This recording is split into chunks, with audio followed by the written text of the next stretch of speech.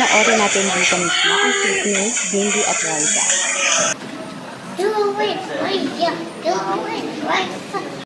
Talaga namang nakikita natin kung gaano kakulit si Bimbi mula noon pa hanggang ngayon. Talagang tip na tip niya talagang kulitin itong si Riza May Dizon. At bakit naman kasi lagi silang patok sa social media? Kasi nga si Bimbi ay kilalang na nga bilang Aquino at itong si Riza ay mula nung bata pa ay nag-shine na talaga. Stand out talaga ang beauty ni Riza para kay Bimbi. Gusto din siya ni Chris Aquino. Sa mga nagsasabing hindi siya gusto dahil pangit siya, hindi naman pangit si Riza. May kanya-kanya tayong beauty at ang mahalaga ay mabuti ang nilalaman ng puso.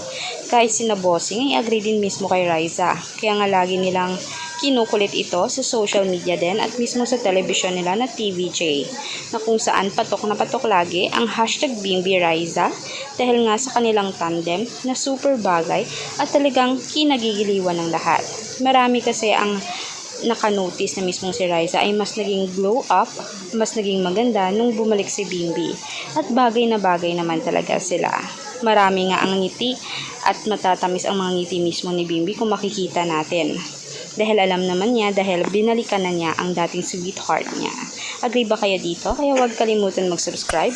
I-click mismo ang notification bell for more public videos. Maraming salamat po!